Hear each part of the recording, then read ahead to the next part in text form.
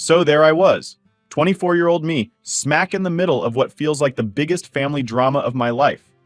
And honestly, it's got me feeling all sorts of stressed out. My family's painting me as the villain here, saying I'm all about me, me, me, but that's just not how it is. And I'm really hoping to get some outside perspective to help me navigate through this mess. Let's rewind a bit to about 7 years ago. Picture this. I'm living with my dad, my stepmom, and occasionally my stepsister Anna, who's 32, drops by to say hi. I had just wrapped up high school, and I was at this major crossroads, trying to figure out what comes next. College was calling my name. I could feel it. I'd been dreaming of campus life, the books, the new friends, everything. So, I sit down with my dad, lay my cards on the table, and tell him college is where I see myself heading. Dad seemed cool with it. More than cool, actually. He drops this bombshell that he's been stashing away cash for my college fund. All I needed was that golden ticket, a college acceptance letter. Fast forward a bit, and bam, I get the letter. I'm in. I made it into one of the local community colleges, and I'm over the moon. I race home, bursting through the door, ready to share the epic news with my dad. But the scene I walked into was nothing like what I'd pictured. My stepmom's there, and the moment I spill the beans about college, she jumps in with this total mood killer. Turns out, the money that was earmarked for my college dreams? Gone. Spent on something they deemed more urgent. And she's saying this like it's no big deal, suggesting I just hit pause on my dreams and wait another year. I'm standing there, my excitement turning to disbelief, turning to my dad, desperately hoping he's got a different story. But nope, he's just nodding along, looking like he's about to walk the plank. My heart sank. I mean, here I was, ready to take on the world, and suddenly, it's like someone pulled the rug out from under me. I muster every ounce of courage I've got and ask my dad straight up, what could possibly be so urgent that my college fund, my future, had to take the back seat? And that's where things got really complicated. So there I was, having a heart-to-heart with my dad, expecting some kind of reasonable explanation for why my college fund had vanished into thin air. And what does he tell me?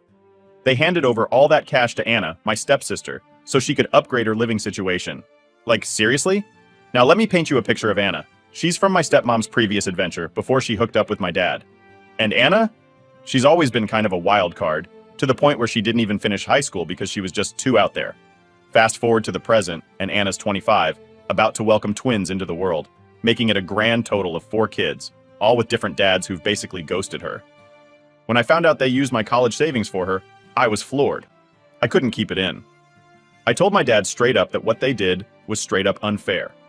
Their excuse? Well, Anna's expecting again, twins this time, and as a single mom with 3 other kids to boot, they felt like they had to do something to help her out.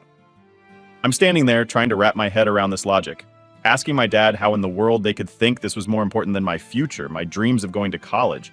He basically told me to calm down and just reapply next year. That got me thinking, what if Anna decides to have another kid next year? Am I supposed to put my life on hold again?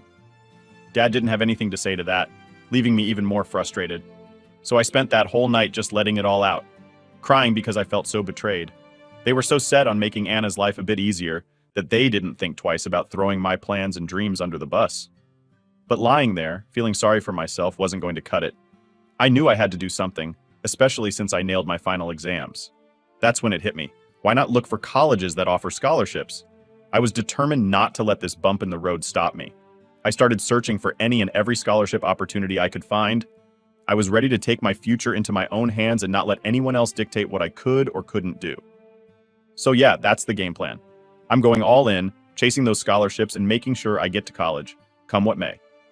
So guess what? I actually got into one of those fancy colleges far away from my hometown, and they even gave me a full ride. Yeah, a complete scholarship covering everything. That was my golden ticket out of there. I packed my bags and left without making a big deal about it. I was so over dealing with folks who thought it was cool to ditch my future for someone who couldn't care less about anyone else's.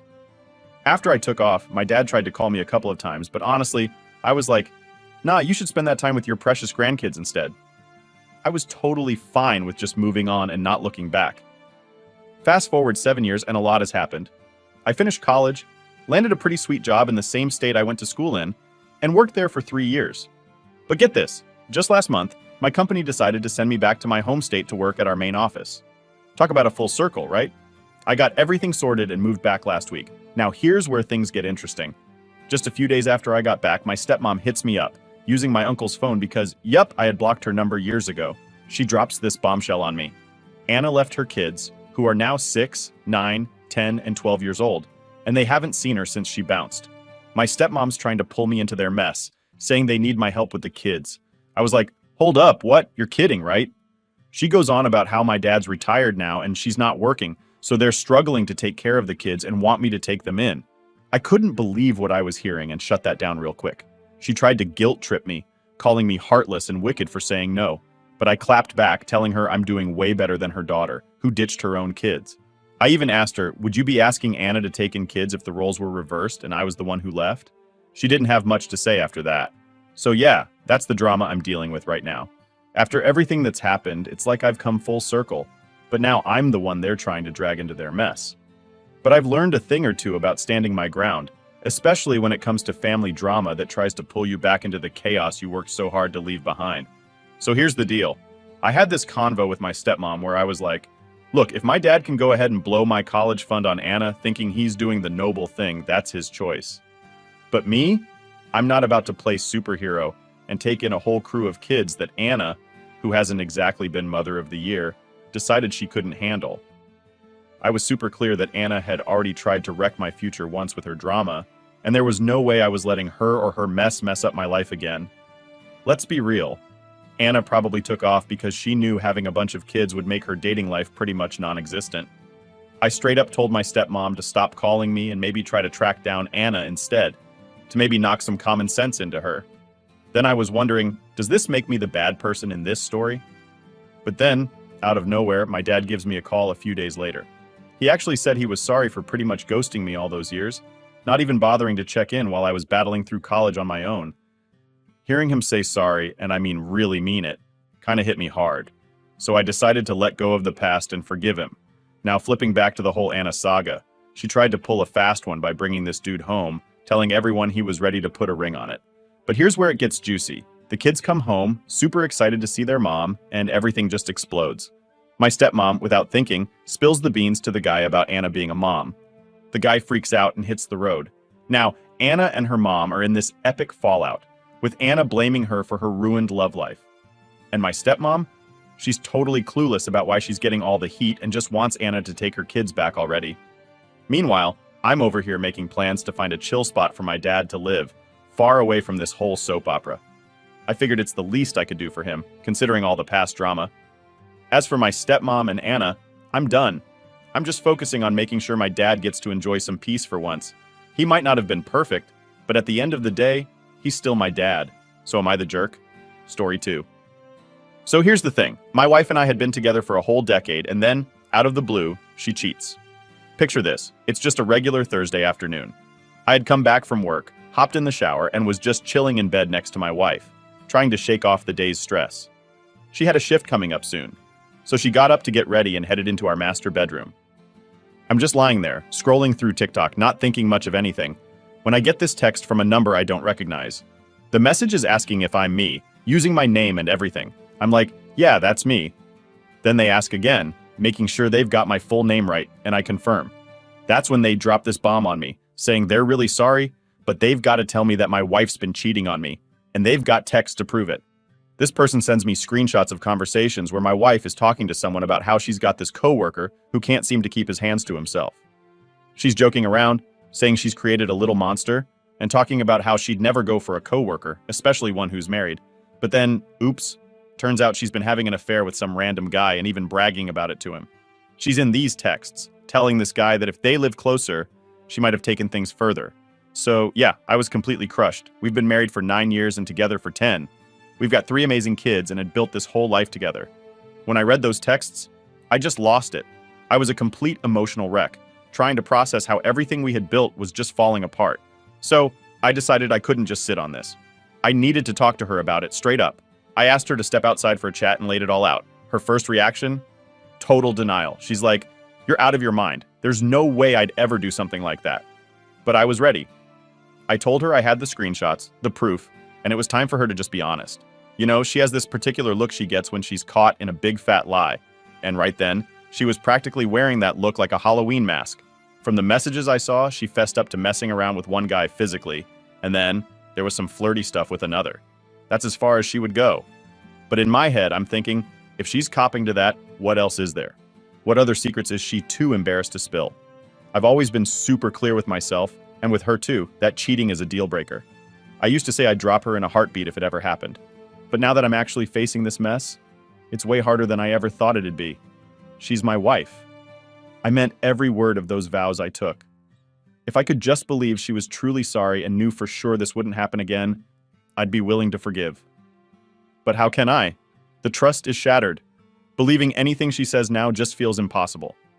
I've kind of put a pause on making any huge decisions until we give marriage counseling a shot. I'm leaning towards this mostly for the sake of our kids, but if I'm being totally honest with myself, I'm not 100% convinced it's the right move. It just blows my mind, you know? How can someone who swears up and down that they love you turn around and pull something like this? Since everything came out, she's been ticking all the boxes, doing everything I've asked her to.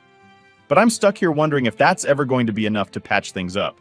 See, the thing is, I'm not one to just toss my relationship into the trash bin without a second thought. Not like it seems she did. I've been super careful about who I spill the beans to, thinking about the off chance I decide to stick things out with her.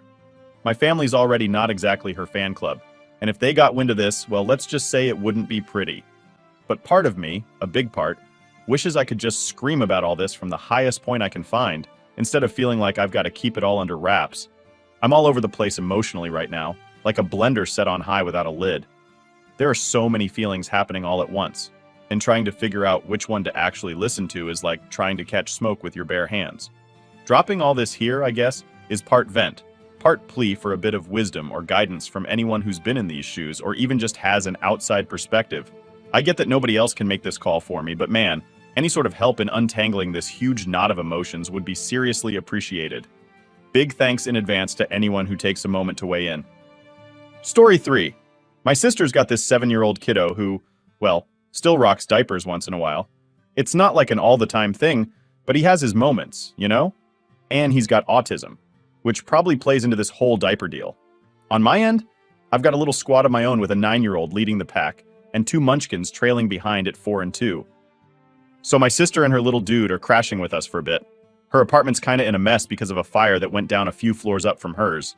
And to top it off, they found some gnarly black mold creeping around. And man, is it a scorcher outside these days.